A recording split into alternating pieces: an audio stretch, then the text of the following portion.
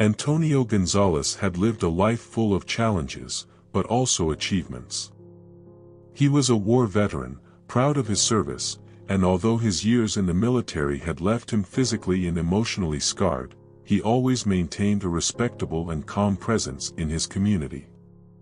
At 58 years old, Antonio had become a pillar for those who knew him, a strong but kind man, always willing to help others. Respected for his wisdom and serenity, he walked every day through the same park in the city center, a place he considered a refuge after years of turbulence. That Sunday morning, the sky was clear, and the sun shone brightly, illuminating the buildings around the plaza and the cobblestone streets. Families strolled, street vendors offered their goods, and the sound of children playing echoed in the air. For many, it was a perfect day, a break from the daily routine.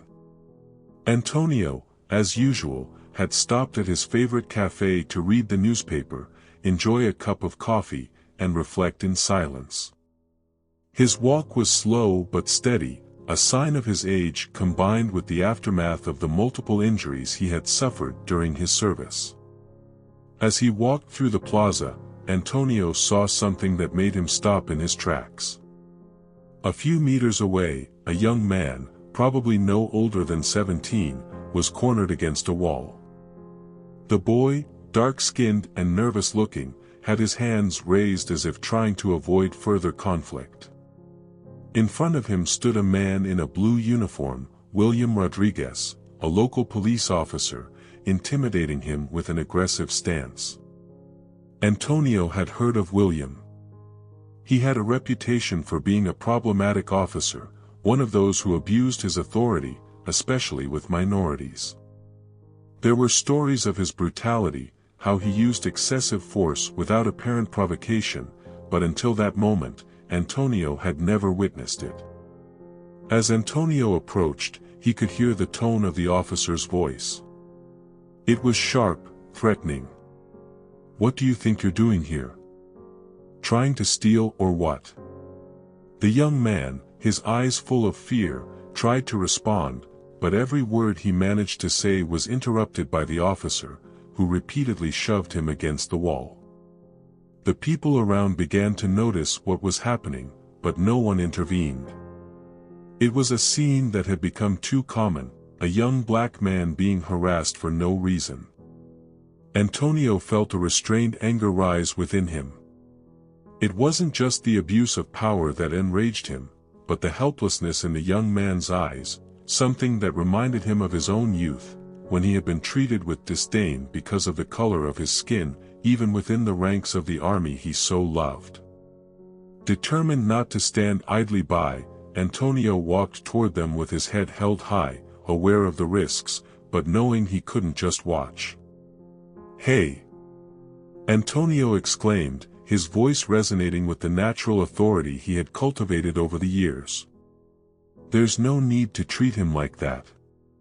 William, who seemed to be enjoying the control he had over the young man, turned his gaze toward Antonio. His expression shifted from surprise to disdain in a matter of seconds. It was clear that he wasn't used to anyone standing in his way, much less a black man. "And who do you think you are?" the officer said, a mocking smile on his lips. "This isn't your business, keep walking." Antonio was not intimidated. He had faced far worse than an arrogant officer.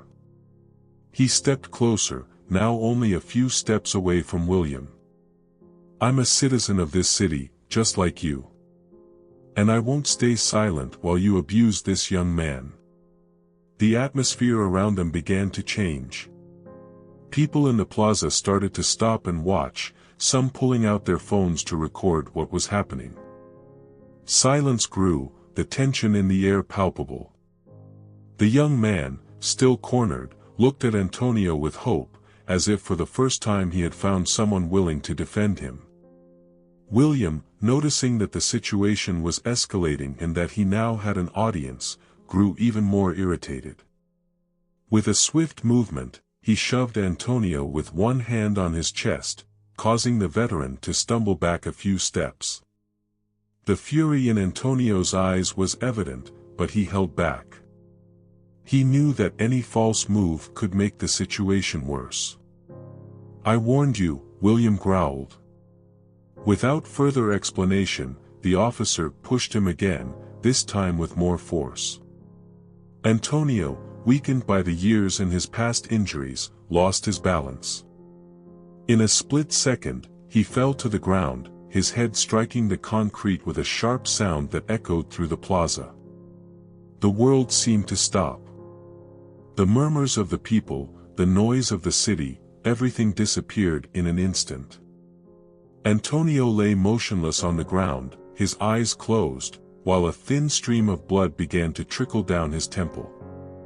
Officer William, showing not the slightest remorse, stood over him, breathing heavily, as if he had just vented all his rage in that single blow. People around began to shout.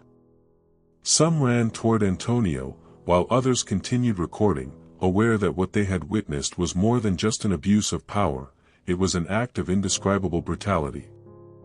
Several knelt beside him, trying to wake him, but Antonio did not respond. As chaos began to form, the young man who had been cornered slipped away through the crowd, taking advantage of the distraction to flee the scene. William, on the other hand, seemed bewildered by the magnitude of what he had just done. The phone cameras captured him from every angle, and although he didn't realize it at the time, those videos would go viral within hours. But what William didn't know, what no one knew at that crucial moment, was that the man he had left unconscious on the ground wasn't just anyone. Antonio González was the father of Miguel Johnson, the state attorney general, a man who would not rest until justice was served. William Rodriguez's fate was sealed, and the outcome would be Semethí. The air in the plaza was filled with tension that seemed to grow with each passing second. Antonio González, the black veteran known for his calm and strength, lay unconscious on the ground. The sun still shone high in the sky, but for everyone present, it felt as though a dark shadow had fallen over the park. What had started as a peaceful morning in the city, with families strolling, children playing, and vendors selling their goods, had transformed into a scene of horror and outrage that even he couldn't imagine. William Rodriguez, the police officer responsible for the brutal assault, stood tall, trying to project control, but his eyes betrayed a growing insecurity. He had acted without thinking, driven by his rage and disdain for those who, in his mind, didn't deserve respect. For years, William had built his reputation on the streets as a tough officer, someone who didn't hesitate to use force, especially against minorities. However, this time, he had gone too far, and although his face remained expressionless, deep down, he knew that the consequences were inevitable. Antonio's fall had been brutal.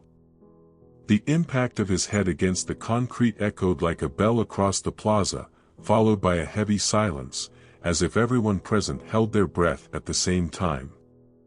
The veteran didn't move, his large, muscular body lay still, and a thin stream of blood began to flow from his forehead, staining the ground with a deep red. Around him, murmurs turned into cries of alarm. Some people ran toward him, while others pulled out their cell phones to record the scene, aware that what they had just witnessed needed to be documented. A woman, probably in her 50s, was the first to reach Antonio. Her hands trembled as she tried to cradle the veteran's now bloodied head. "Someone, please, call an ambulance," she cried out desperately. Her face reflected a mixture of horror and sadness. She knew who Antonio was. Everyone in the community knew him, not just as a veteran but as a man who helped young people in difficult situations. He had mentored many, offering advice and guiding them on the right path. The young man William had been harassing just minutes before was still there, frozen in fear. He watched the scene with wide eyes, unable to fully process what had just happened.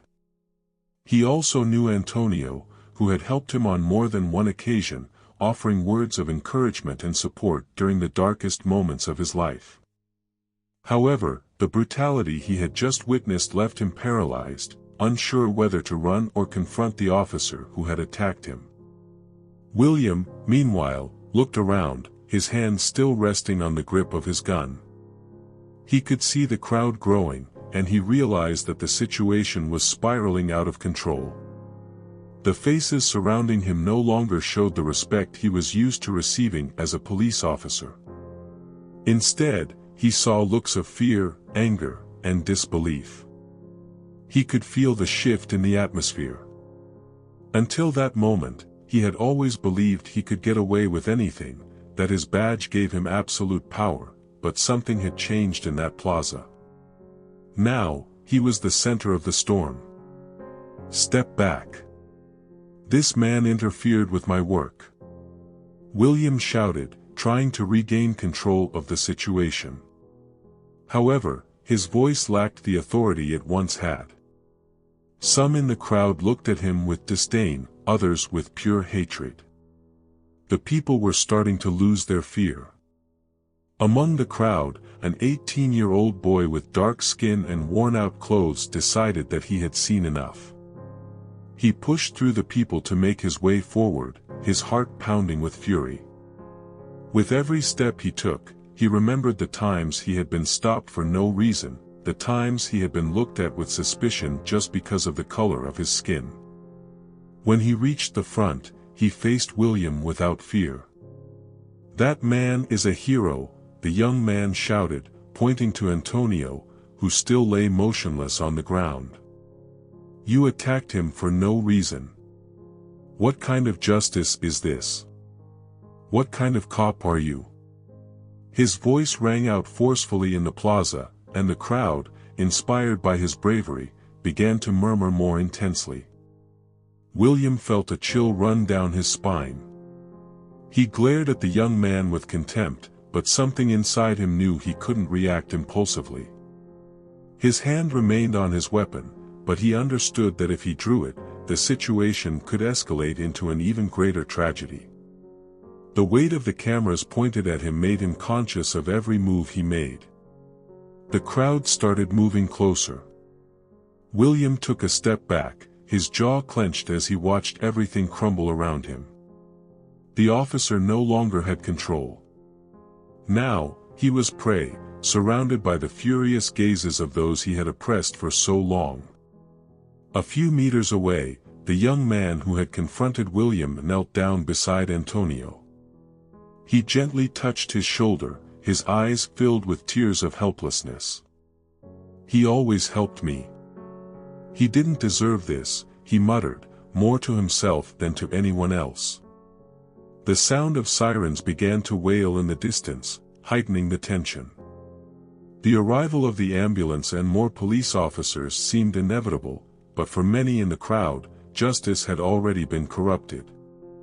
As the young man tried to support Antonio's head, the first flashing lights of emergency vehicles began to illuminate the plaza. The paramedics arrived quickly, and after assessing the severity of Antonio's injuries, they sprang into action, placing an oxygen mask on his face and working to stop the bleeding. The situation was critical. The sound of the sirens didn't just bring paramedics but also more police officers. However, these new officers appeared uncomfortable, as if they knew something terrible had occurred. They avoided looking directly at William. They knew who he was, they knew his reputation, but this time it seemed he had crossed a line they couldn't ignore. As the paramedics placed Antonio on a stretcher, the young man who had spoken earlier raised his head and looked at the newly arrived officers. "Arrest that man," he shouted, pointing at William. "Look at what he did. Look at that man." The crowd began to chant, demanding justice, and the atmosphere grew even more charged. William stepped back. He was losing control of the situation. But what he didn't know, what no one in that plaza yet fully understood, was that Antonio González was not just anyone. He was the father of Miguel Johnson, the state attorney general. And what had just happened there would not only shake the community but unleash a political and legal storm from which William would not escape. The ambulance sped away from the park, its sirens echoing in the air, leaving the crowd in a mix of confusion, fear, and anger. Antonio González was on his way to the hospital, but no one knew if he would make it alive. His breathing was irregular, his pulse weak, and the severity of the head injury left little hope. The paramedics had done their best to stabilize him, but the image of the bloodied veteran lying on the ground, vulnerable and defenseless, remained etched in the minds of everyone who had witnessed the attack. Officer William Rodriguez, still standing in the same spot where he had assaulted Antonio, tried to maintain an appearance of control. His hand, still near his weapon, trembled slightly, and his jaw remained clenched. Around him, the air was thick with tension, as if one spark could ignite a riot. People stared at him with a mix of hatred and fear, their phones still raised, capturing every movement. They knew that what had happened that day would not go unpunished, not this time. In his mind, William tried to justify what he had done. He had always used force to maintain order. That was his job, wasn't it? But deep down, a shadow of doubt began to grow. He knew that something had changed that day, and that his career, perhaps his entire life, was about to collapse. The young man who had confronted William earlier was still there, his eyes now fixed on the officers who had just arrived. 2 more officers had approached William, and although they didn't say it out loud, it was clear that his fellow officers didn't want to be there. They all knew William and were familiar with his explosive temper, but this time, they couldn't ignore what had happened. The crowd stares demanded answers. "What are you waiting for?" a woman shouted from the back, tears in her eyes. "Arrest that man." The crowd began to move, forming an increasingly tight circle around William. Their shouts and demands for justice grew louder with every passing second, making the atmosphere heavier and heavier. William took a deep breath, trying not to show any signs of weakness. "Back off," he ordered harshly, but his voice no longer carried the same authority. The faces surrounding him were filled with fury. He knew that if he drew his weapon at that moment, it would be the end. For the first time in his life, William felt fear. One of the newly arrived officers, a younger man with short hair and a nervous look, slowly approached William. "We need to talk, Rodriguez," he said quietly, close enough that the crowd couldn't hear. This is bad. People are recording everything. You know what this means, right?" William glanced at him sideways, his lips pressed together. Deep down, he knew it. This time, there was no escaping the consequences. "Are you serious? Now you're on their side too?" he whispered, his voice filled with resentment, but the fear in his tone was unmistakable. The other officer didn't respond. He just looked at him with a clear message in his eyes: there's no way out. The noise of the crowd continued to grow, and although police reinforcements were arriving little by little, the plaza was becoming a pressure cooker about to explode. Some people began pushing the officers, demanding answers. "That man didn't deserve to be treated like that," an elderly man shouted from the front row. "Antonio is a veteran. He fought for this country, and now you treat him like trash." Phones kept recording, cameras pointed directly at William and the officers trying to maintain order. In no time, those videos would be all over social media, broadcast live by thousands of people. The entire community would know what had happened. And this time, it wouldn't be something they could sweep under the rug. Meanwhile, in the ambulance, Antonio lay unconscious, unaware of the chaos he had left behind. The sound of the heart monitors filled the space as the paramedics fought to keep him alive. The severity of his injuries was clear: severe traumatic brain injury, internal bleeding. His life hung by a thread, and every minute was crucial. But what no one knew was that while his body struggled to survive, his story was about to become the center of a media and political storm. Antonio's son, Miguel Johnson, the state attorney general, was in his office when he received the call that would change his life. It was a typical afternoon at work, reviewing reports, handling important calls, as usual. But when the phone rang and he saw the hospital's number on the screen, his heart sank. "Miguel Johnson," he answered, with his usual tone of authority. But as he listened to the words on the other end of the line, his face contorted with disbelief and panic. "Mr. Johnson, your father has been admitted to the hospital in critical condition. He was the victim of a violent attack." Miguel couldn't believe what he was hearing. For a few seconds, he remained silent, trying to process the information. "My father? Antonio? How did this happen?" His voice, usually firm and decisive, trembled. The nurse on the other end explained the little she knew: that his father had been assaulted by a police officer in the central plaza, that he had hit his head on the pavement, and that he was currently undergoing emergency surgery. Wasting no time, Miguel hung up the phone and rushed out of his office, without saying a word to his secretary. He knew he had to get to the hospital, but he also understood the gravity of that call. If what had happened was true, if a police officer had attacked his father, this wouldn't just be a personal tragedy, it would be a political bombshell. As Attorney General, Miguel had the power to initiate investigations, to bring cases of police abuse to court. But now, the case wasn't just another one on his desk. It was his own father, and he wouldn't rest until the responsible party paid. As Miguel sped towards the hospital, the crowd in the plaza continued to grow. What had started as a confrontation between an officer and a veteran had turned into a scene of collective fury. People were no longer just demanding justice for Antonio, they were calling for a change in the system, for accountability after years of abuse the community had endured.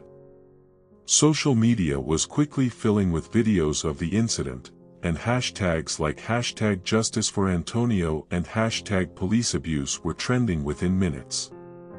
William Rodriguez knew that his life, as he knew it, was over at that moment.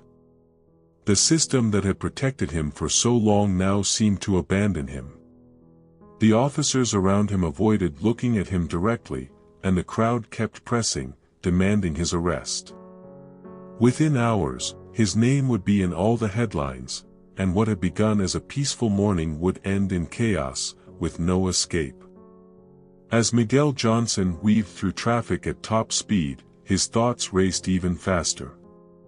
He knew that, in his position, any decision he made in the coming hours could alter the course of his career and the case. But at that moment, he wasn't just the state attorney general, he was a son whose father was on the brink of death due to the abuse of a system he himself had vowed to reform. Every second that passed in that agonizing wait, the chaos continued to spread like an uncontrollable wildfire. Back in the city plaza, the tumult had reached its peak. Several dozen people had gathered around the spot where Antonio had fallen. Some cried, others shouted for justice, while many continued recording on their phones, knowing that these images would soon circle the globe. The shouts and deafening noise filled the hot air of the day, where the sound of police reinforcement sirens mixed with the enraged voices of the crowd, creating an atmosphere of absolute tension. One of the closest witnesses, a woman in her 30s named Carla Morales, had been recording from the moment Antonio intervened. Carla, who had initially pulled out her phone on instinct, now understood that her video was a crucial piece of evidence. She knew what she had in her hands, irrefutable proof of police brutality that could change the course of events. "This cannot go unpunished," she murmured to herself, as she replayed the footage over and over, horrified by the violence she had captured. The video clearly showed every detail: William Rodriguez's brutal shove, the way Antonio fell to the ground, the sickening sound of his head hitting the pavement, and, most shockingly, the officer's indifference, showing not a shred of remorse after the attack. Carla didn't know it yet, but her video would soon go viral, quickly spreading across social media and reaching major news outlets. It wouldn't be long before the story exploded in national headlines, fueling an urgent conversation about police abuse and corruption within law enforcement. But Carla wasn't the only one with video of the incident. Several other witnesses had recorded what happened from different angles, and soon, those videos began flooding social media platforms. Within minutes, the images of Antonio González lying on the ground were shared thousands of times on Twitter, Facebook, and Instagram. The hashtags #JusticeForAntonio and #StopPoliceViolence began trending, and the news of what had occurred in the small city plaza soon reached national media. In another corner of the plaza, another witness, a young man named Diego, had begun live streaming the exact moment of the attack. Diego was a local activist, known for his strong opposition to police brutality, and he didn't hesitate to seize the opportunity to show his audience what he described as a clear display of systemic corruption. His live stream quickly reached thousands of viewers, all tuning in real time as the situation in the plaza escalated. "Look at what's happening," Diego exclaimed as his camera zoomed in on William Rodriguez's tense face, surrounded by other officers trying to control the situation. This man, a war veteran, was brutally beaten for no reason. "We're witnessing an assault in broad daylight, and this officer is still standing here as if nothing happened." People in the live stream's comments reacted immediately. "This is outrageous. No more police violence. Arrest that damn cop," were just some of the hundreds of messages flooding the screen as the number of viewers continued to climb. People were demanding answers, and the pressure on local authorities was mounting by the minute. While chaos spiraled out of control in the plaza, the scene at the hospital was equally harrowing. Antonio had been rushed into surgery. The doctors were fighting to save his life, but the damage was extensive. The blow to his head had caused a brain hemorrhage, and although the surgeons were doing everything they could to stop it, his condition remained critical. Outside the operating room, nurses and hospital staff whispered about what had happened.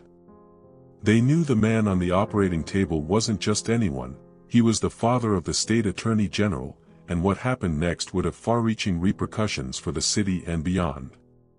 Meanwhile, Miguel Johnson finally arrived at the hospital. He rushed in, his face a mixture of anguish and restrained fury. Without stopping to greet anyone, he headed straight for the reception desk. "My father. Antonio González. I got a call from here." "Where is he?" he asked, trying to stay calm, though his voice trembled.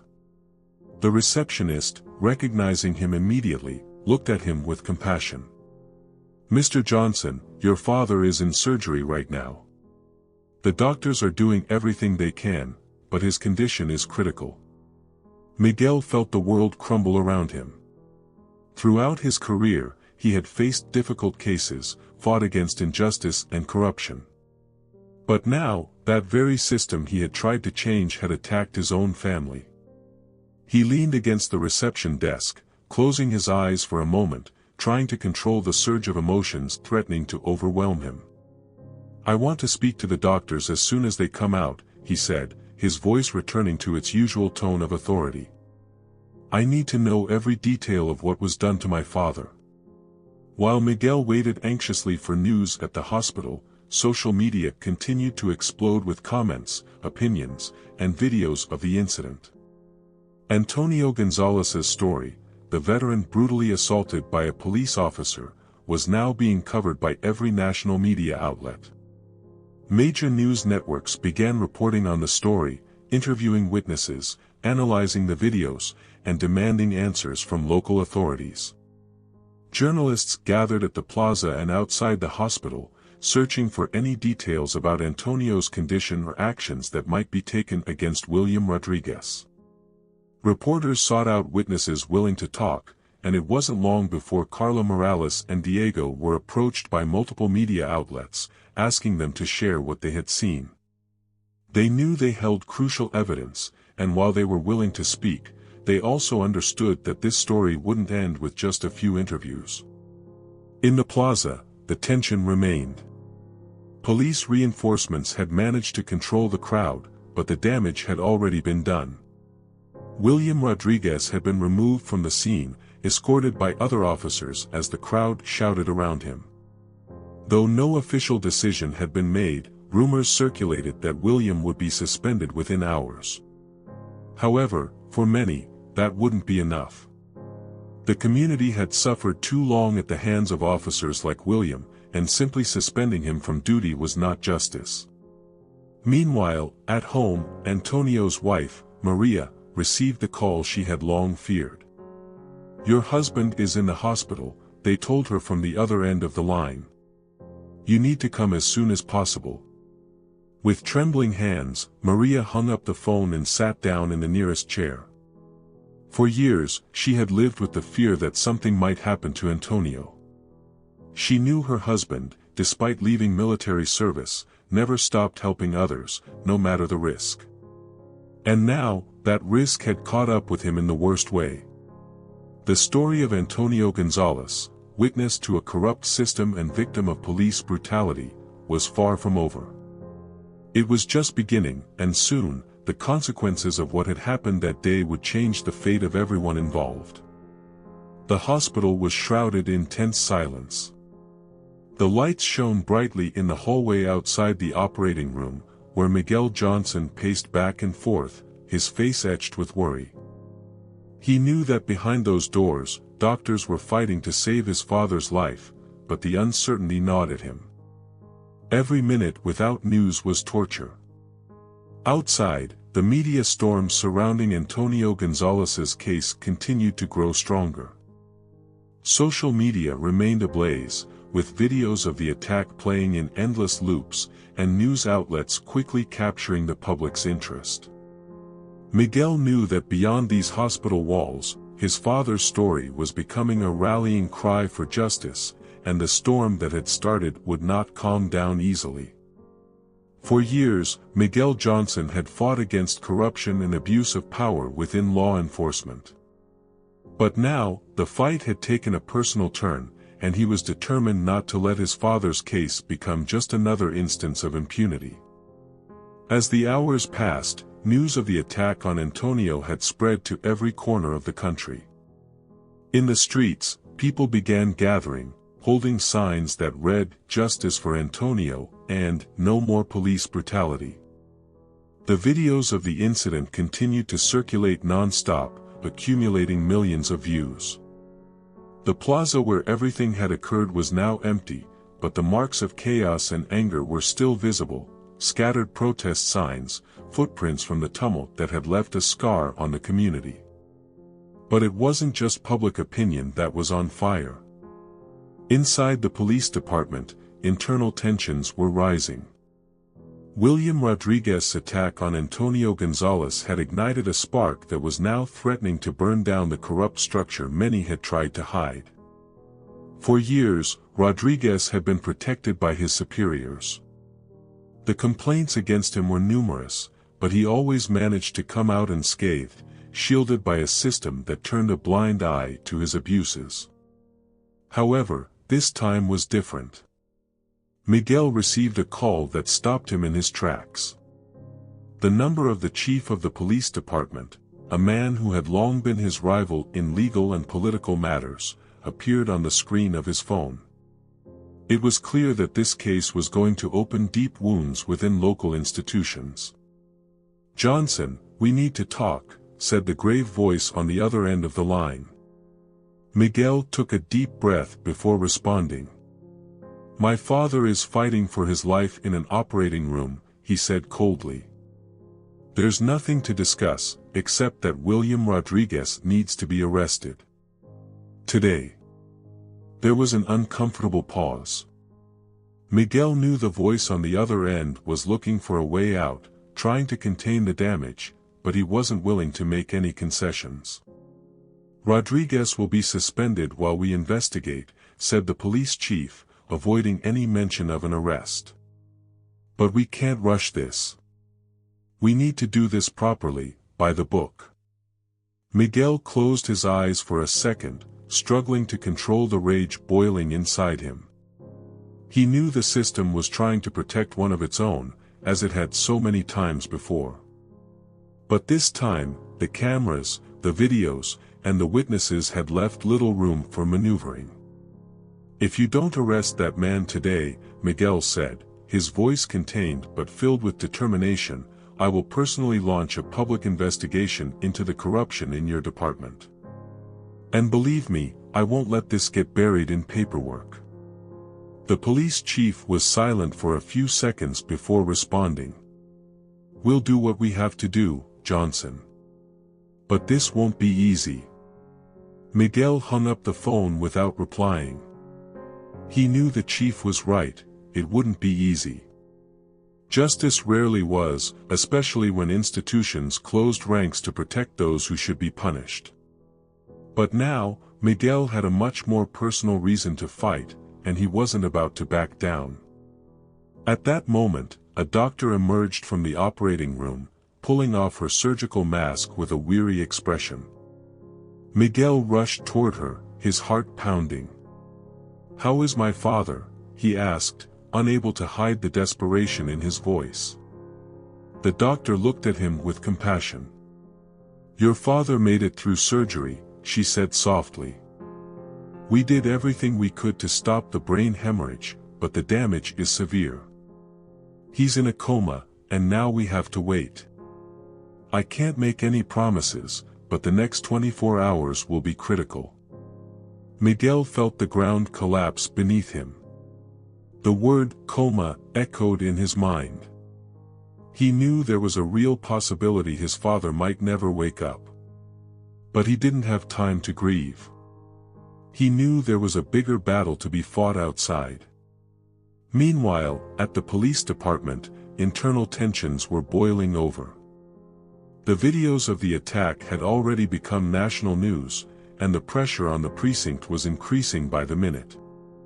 Senior officers knew that Rodriguez had been protected for too long, and some began to realize that this time they might have to sacrifice him to calm the storm. William Rodriguez, for his part, sat in an interrogation room, alone, with his hands clasped on the metal table. The gray walls around him seemed to be closing in. For years, he had been untouchable, confident that his badge and his service record would protect him from any consequences. But at that moment, things felt very different. The door opened, and two internal affairs officers walked into the room. Their faces were cold and distant. They knew that this interrogation was just a formality. The videos spoke for themselves. "Rodriguez," one of the internal affairs officers began, "we need your version of the events." William looked up, his face hardened. He knew that whatever he said now could seal his fate. But instead of showing remorse, he held his ground. "I did what I had to do," he said roughly. "That man interfered with an arrest. I gave him an order, and he didn't comply. I had no other choice." The officers exchanged glances. It was the same defense he had used on other occasions, but they knew this time it wouldn't be enough. "Rodriguez," one of them said with a sigh, "the videos show something very different. There's no justification for the force you used. This is serious, very serious." William leaned forward, his face tense. "So what? You're going to throw me to the wolves for this? I've done a lot for this department. I've kept order in the streets while you sat behind your desks." The officers looked at him calmly. "This case is no longer under our control," one of them said. "What happens next will depend on the investigation, but I suggest you prepare for the worst." William leaned back in his chair, staring at the ceiling in frustration. He knew the end was near. Everything he had built, his career, his reputation, was about to crumble, and there was nothing he could do to stop it. Meanwhile, Miguel Johnson had left the hospital, determined to take control of the situation. He knew the next few hours would be crucial. If he wanted justice for his father, he would have to fight with everything he had. Waiting for him at his office were dozens of reporters, cameras, and microphones ready to capture his first words on the incident. Miguel stepped in front of the cameras, his face steely. He took a deep breath before speaking. "Today is a dark day for my family and for this community," he began, his voice firm but laced with emotion. "My father, Antonio González, a war veteran who has dedicated his life to serving his country and his community, was brutally attacked by a police officer who abused his power.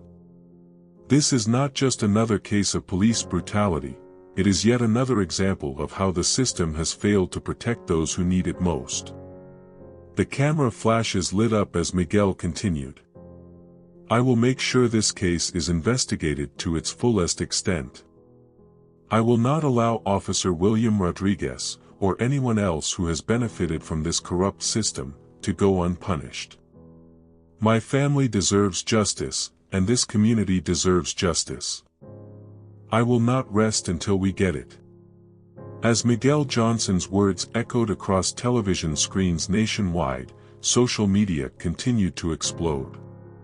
The hashtags #JusticeForAntonio and #PoliceCorruption dominated the trends, and the streets, especially in communities long plagued by police brutality, began to fill with protesters.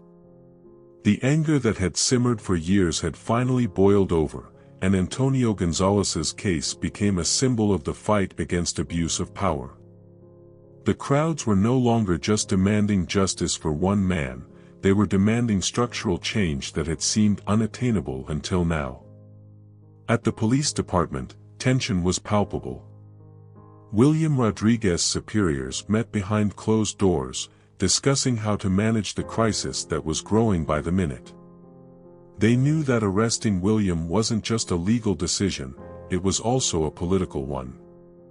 This wasn't simply about an officer who had made a mistake, it was about a system that had protected him for years, and now, that very system was in danger of collapsing under the weight of public pressure. Among the superiors, Captain Samuel Duarte had been one of the most vocal in defending William in the past. For years, he had ensured that incidents involving Rodriguez were ignored or buried under piles of paperwork. But now, faced with mounting pressure from the media, the community, and the Attorney General himself, Duarte knew he couldn't maintain that stance much longer. "If we don't hand him over," Duarte said, his grave voice echoing in the conference room, "we're going to lose all control. The public won't accept a mere suspension. They want his head." The police chief, a robust man with a stern demeanor, nodded slowly. "Rodriguez has been useful in the past, but we can't sacrifice the entire department for him. Not this time." The decision was made. William Rodriguez would be arrested and face charges for his assault on Antonio González. But that was only the beginning. A deeper investigation was being launched into the history of abuses William had accumulated over the years. The fear that these abuses would come to light and drag other officers down with him spread rapidly through the halls of the police department. Meanwhile, in his office, Miguel Johnson reviewed the documentation on Rodriguez's history. His legal team had quickly compiled information on the numerous complaints William had racked up during his career: excessive use of force, racial harassment, arbitrary arrests. But the most disturbing aspect wasn't the sheer number of complaints, it was the fact that none had resulted in any real disciplinary action. Every accusation had been conveniently dismissed, with reports written in a way that always favored William. Miguel knew this case went beyond his father's assault. It was about exposing the systemic corruption that had allowed officers like Rodriguez to act with impunity. And he was determined to see it through, no matter how difficult or dangerous the fight would become. Esto es una cloaca de corrupción, murmured Miguel, flipping through the pages of the reports. His assistant, Laura Martinez, nodded in silence, her expression serious. We can't allow this to happen again. This isn't just about my father. The entire system is rotten from within. Laura leaned closer, her face set with determination. Miguel, we have enough to take this beyond Rodriguez. We know he's been protected. If we push hard enough, we could bring down more than one officer. This goes far beyond just one man. Miguel looked at her, his eyes filled with the fury and pain of someone who had seen too much abuse throughout his career. I won't stop until everyone responsible pays for what they've done. We're launching an internal investigation. No matter who falls. The next day, news of William Rodriguez's arrest spread like wildfire. Television cameras were present as the officer, dressed in civilian clothes, was escorted by 2 policemen from his home, handcuffs visible around his wrists. The image of William, once a man who had wielded power for years, now reduced to just another detainee, was broadcast live across the country. This is only the first step, Miguel declared at a press conference later that day. The arrest of William Rodriguez is a signal that abuse of power will not be tolerated in this state. But it's not enough. We will continue investigating until every person responsible for the corruption within this system is brought to justice. There will be no more cover-ups. As the conference continued, protests in the streets grew. In the plaza where Antonio had been attacked, hundreds of people gathered, holding signs and chanting for justice. But what stood out the most were the signs carrying a single word, basta. That simple word encapsulated the feelings of a community that had suffered too much. This wasn't just about Antonio, it was about all the previous victims who hadn't had a camera recording, who hadn't had a son in a position of power to fight for them. Antonio González, in his critical state, had become a symbol of that fight. Meanwhile, inside the hospital, Antonio's condition remained critical. His wife, Maria, sat beside his bed in the intensive care unit. The rhythmic beeping of monitors and the sound of the respirator filled the room. Maria held his hand, whispering prayers under her breath, pleading for a miracle. Though Antonio couldn't respond, she knew his spirit was still fighting, just as it had always done throughout his life. The doctors were cautious with their prognosis. It's a waiting game, they told her. The brain damage is severe, but we've seen miracles before. Clinging to that small hope, Maria never left his side, silent tears streaming down her face. Miguel entered the room, his face worn with exhaustion but full of determination. Seeing his mother at his father's bedside, he felt a wave of emotions that nearly broke him, but he forced himself to remain composed. He knew he couldn't afford to lose control. "How is he?" he asked, though he already knew the answer. "The same," Maria replied softly, not taking her eyes off Antonio. "The doctors say we have to wait, but I don't know how much longer I can endure this, Miguel." Miguel leaned down and kissed his father's forehead, whispering, "We're going to get justice, Dad. I promise you."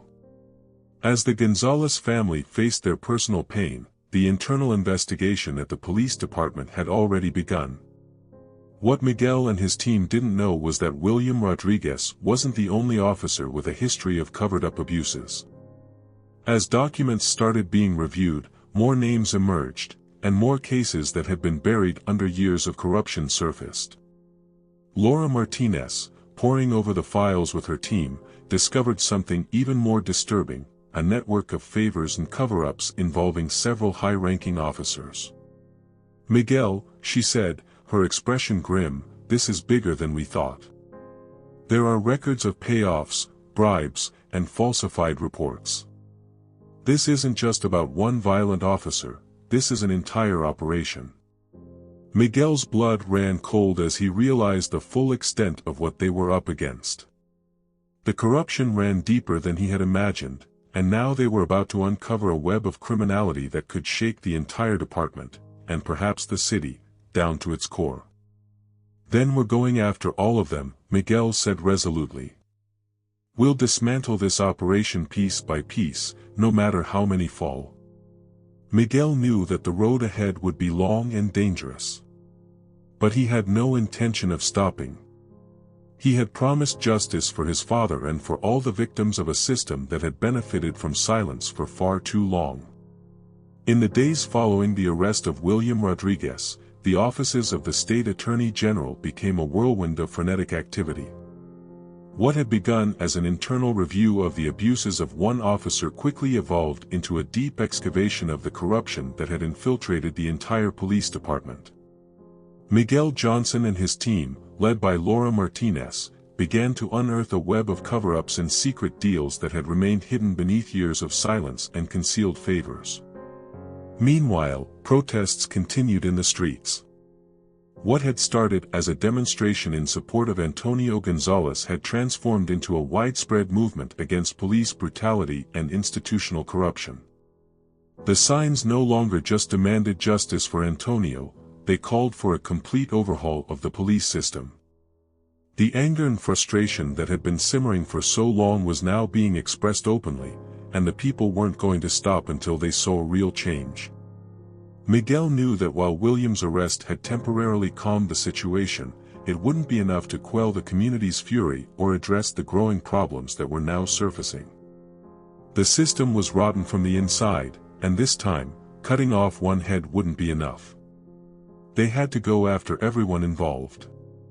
Laura and her team had spent countless hours reviewing documents, interrogating witnesses, and speaking with former colleagues of Rodriguez. What they uncovered was even more disturbing than they had imagined. William Rodriguez had not acted alone. There was a network of high-ranking officers who had systematically covered up his actions, falsified reports, and silenced those who dared to speak out against him. "This is worse than we thought," Laura said one day, as she pored over a stack of files with Miguel. "We have evidence of bribes to judges, evidence tampering, and witness intimidation." Rodriguez was just the tip of the iceberg. Miguel, who hadn't slept for nights, rubbed his temples with exhaustion. He had known they were dealing with something big, but the scale of the problem was overwhelming. "How many others are involved?" he asked, his voice full of concern. Laura looked at him with a grim expression. "We don't know yet. But it's clear this goes beyond Rodriguez. There are at least 5 high-ranking officers directly involved in the cover-ups, and there may be more. We're talking about an operation that's been running for years." Miguel felt a mix of frustration and determination. He knew that the deeper they dug, the more dangerous this investigation became. They were about to expose a group of people who had been protecting their interests at all costs, and the possibility of retaliation was becoming more and more real. But backing down wasn't an option. "We keep pushing," Miguel said firmly. "We expose every last one of them." As the days went on, the investigation expanded. More names surfaced, more connections were made.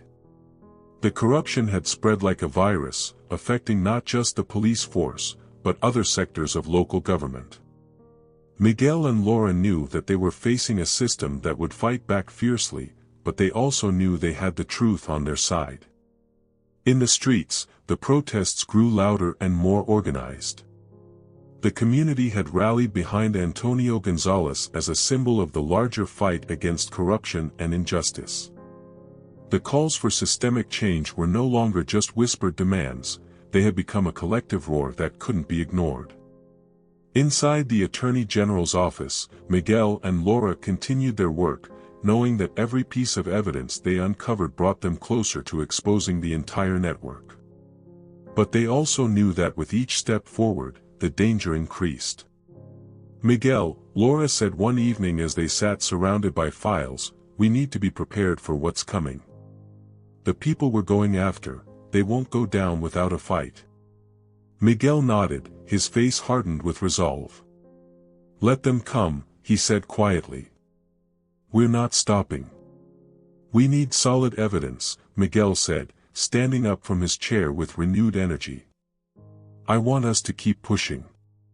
Let's interrogate the witnesses, get statements from the officers we know are clean. If we can get one of them to talk, the whole house of cards will collapse. That very night, Laura and her team achieved what seemed impossible. One of the officers involved, a man named Javier Morales, finally agreed to speak.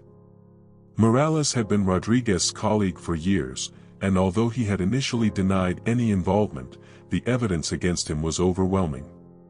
Cornered by the possibility of a long sentence, he decided to cooperate with the investigation. Rodriguez wasn't the only one, Morales confessed during his interrogation. He was nervous, his voice trembling slightly, but he knew this was his only chance to avoid a worse fate.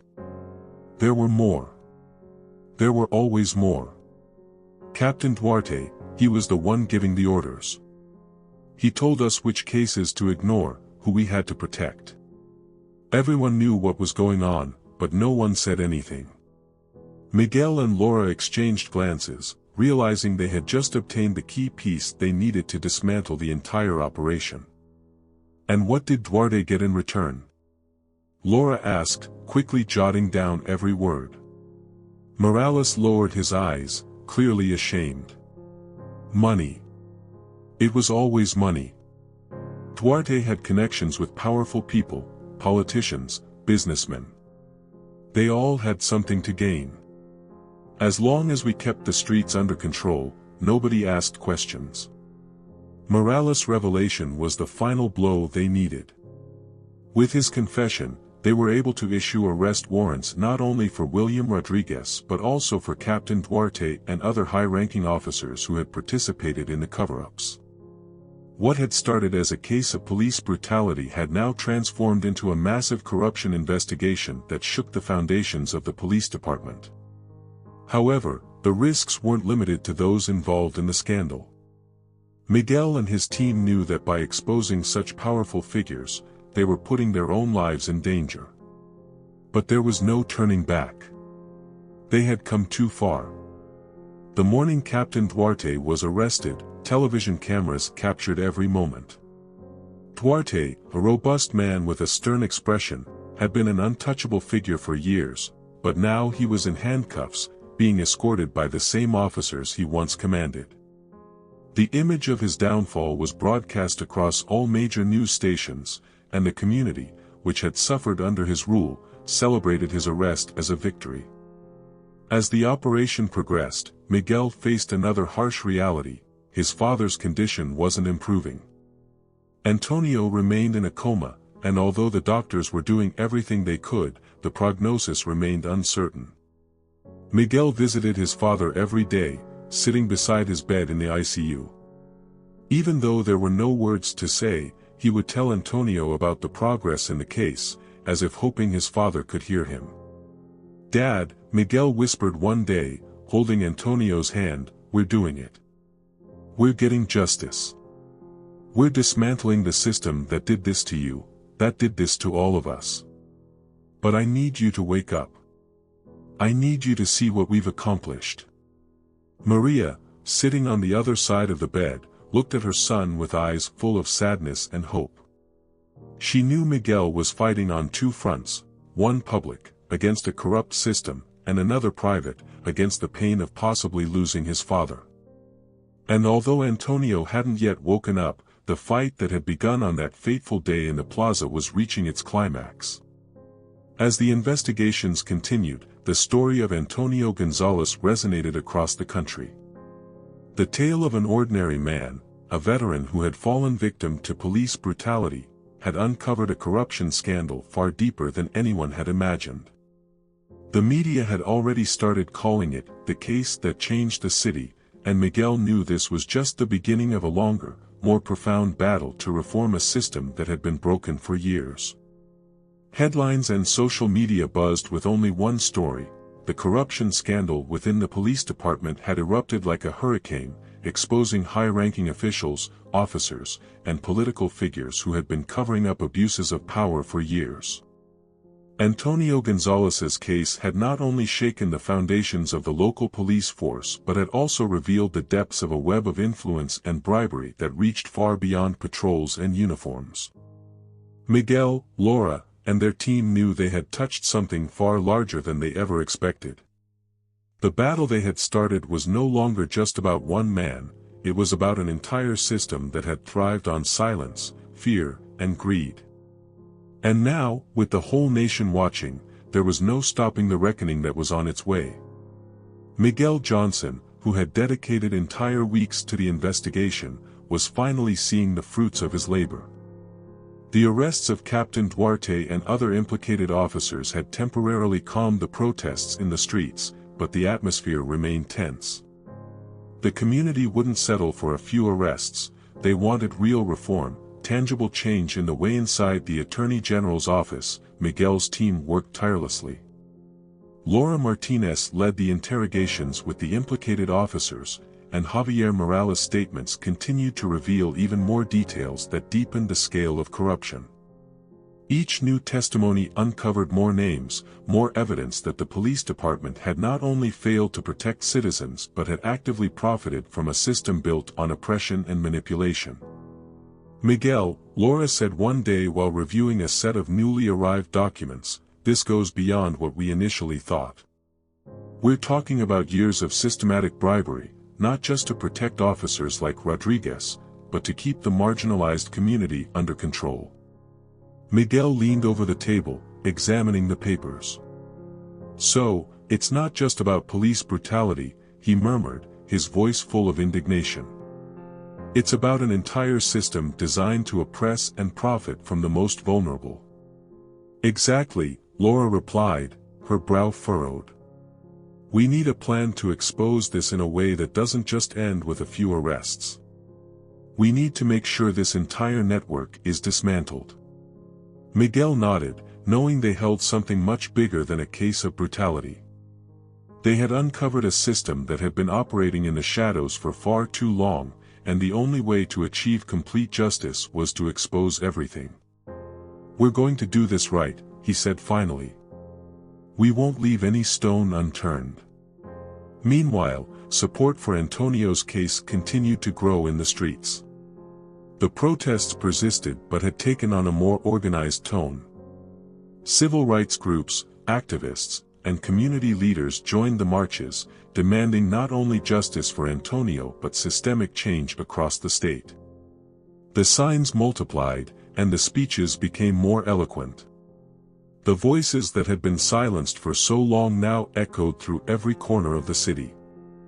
In the midst of all this chaos, Maria González remained by her husband's side. Antonio was still in a coma, and although the doctors hadn't seen significant improvement, he hadn't worsened either. For Maria, every day that Antonio survived was a small victory, though the pain of seeing him in that condition was crushing. She prayed silently, hoping for a miracle, while Miguel divided his time between the hospital and his office, knowing his father was still fighting, just as he always had. One afternoon, as the sun began to set and the hospital lights glowed faintly through the windows, Maria felt a slight movement in Antonio's hand. At first, she thought she had imagined it. But when she looked closer, she saw his fingers contract slightly. "Antonio," she exclaimed, her heart racing. Her voice came out in a whisper, hoping that he could hear her. "Love, I'm here. Can you hear me?" The movements were small, almost imperceptible, but they were enough for Maria to quickly call the doctors. When they arrived, they confirmed that Antonio had shown signs of neurological activity. It wasn't much, but for Maria, it was everything. At that moment, Miguel entered the room. Seeing the doctors gathered around his father's bed, he rushed toward them. "What's happening?" he asked urgently.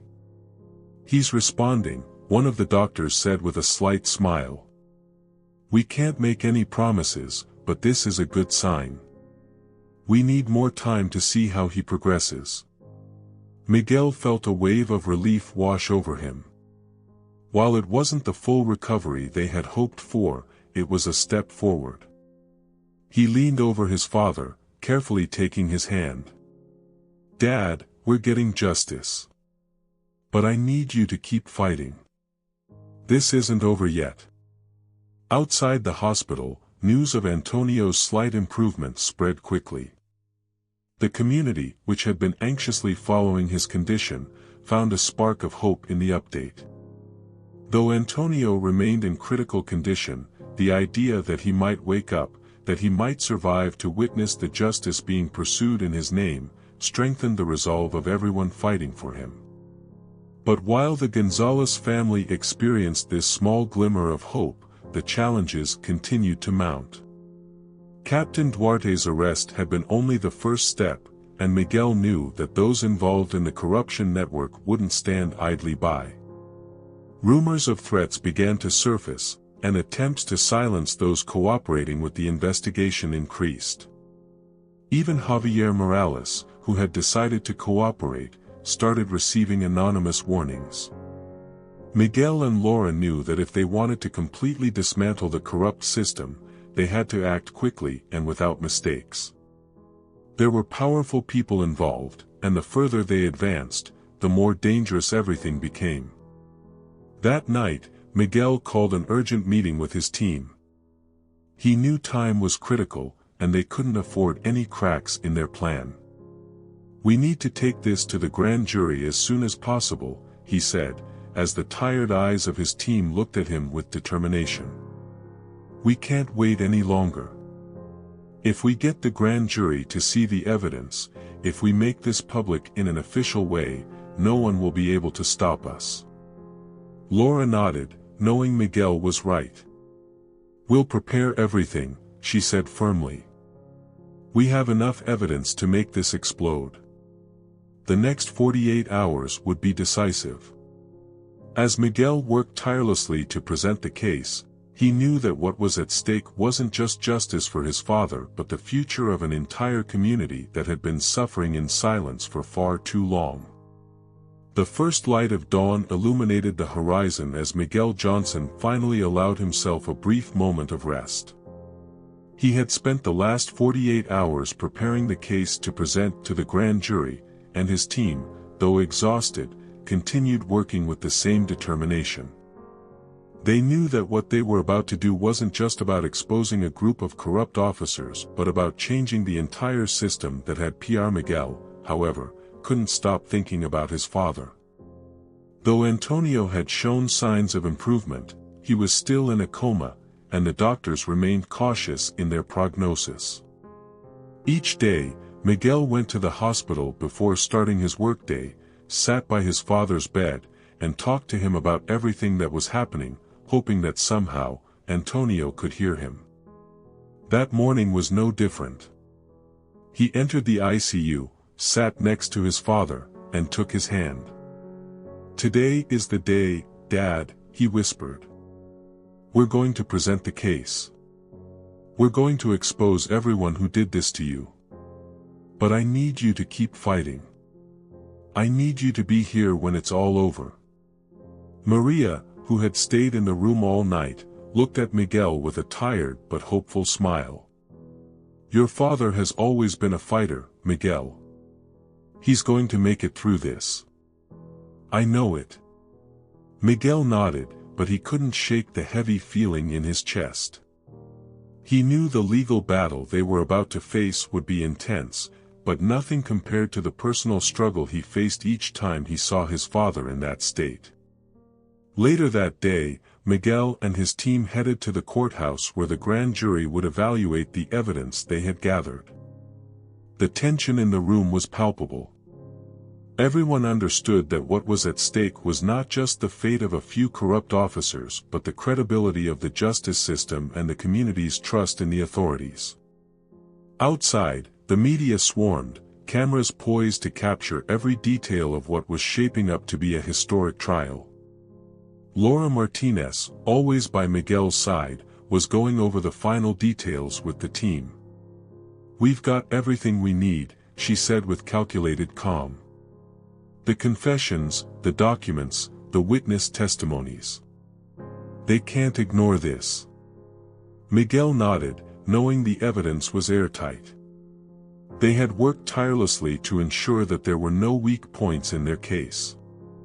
Javier Morales' testimony, along with the proof of bribes and falsified reports, was more than enough to convict not just William Rodriguez, but Captain Duarte and several other high-ranking officers. As the grand jury began hearing the arguments, the tension in the room grew thicker. Every word from the prosecutors struck with precision, describing a system rotting from within, where corruption had allowed officers to abuse their power without consequences. Video footage of the attack on Antonio, captured by witnesses in the plaza, was played for the jury. The silence in the courtroom was absolute as the brutal images played on the screen.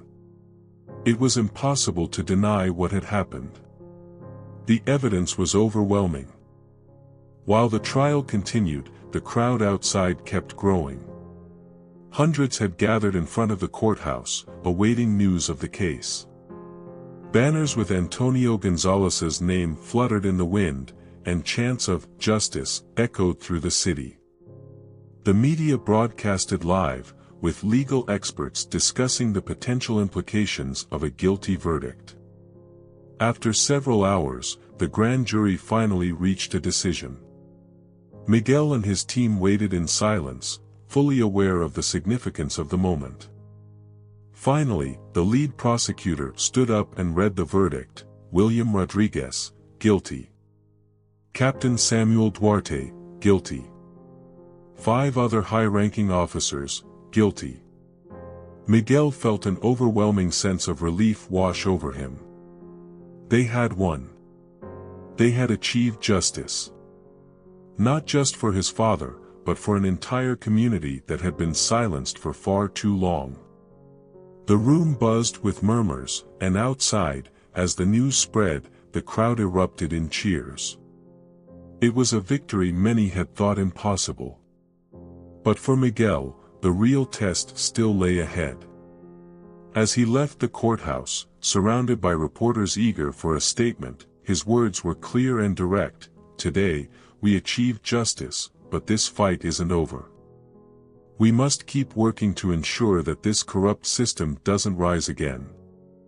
My father is just one of many victims, and I won't rest until all of them receive the respect and dignity they deserve." That same night, Miguel returned to the hospital. He was exhausted, both physically and emotionally, but his duty to visit his father remained unshaken. He entered the room, finding Maria, as always, sitting beside Antonio. But this time, something was different. Antonio, who had been motionless for so long, slowly opened his eyes. "Dad," Miguel approached his father, his heart racing. "Dad, can you hear me?" Antonio, his face filled with confusion and weakness, looked at his son. His voice, barely a whisper, was clear enough for Miguel to hear. "You did it, son." Tears filled Miguel's eyes. After weeks of uncertainty, his father had woken up. It wasn't just a legal victory, it was a personal one. Antonio had come back just as justice was starting to prevail. Maria, seeing her husband awaken, broke into sobs of relief. "I told you he would fight," she whispered, hugging her son as they both looked at Antonio, who was trying to offer a faint smile. Although Antonio's recovery would be a long and challenging journey, Miguel knew that the hardest part was behind them. His father was back, and they had dismantled a corrupt system that had harmed so many. In the days that followed, the city continued to change. Reforms within the police department were swiftly implemented. New investigations emerged, and other officials involved in the corruption were removed from their positions. The community, once gripped by fear and distrust, began to rebuild. Antonio González's case became a national example of what could be achieved when the voices of the oppressed united to fight injustice. Miguel, though satisfied with what they had accomplished, knew that the fight for justice was never truly over. But that night, as he sat by his father's bedside, now awake, he knew that, at least for that day, they could rest knowing they had done the right thing. Thank you for following this powerful story of resilience and justice. Don't forget to subscribe to the channel, leave a like, and share this video with your friends. We'd love to hear what you thought, so drop a comment below and share your opinions. And don't forget to check out the video appearing on the end screen, I'm sure you'll love it. See you next time.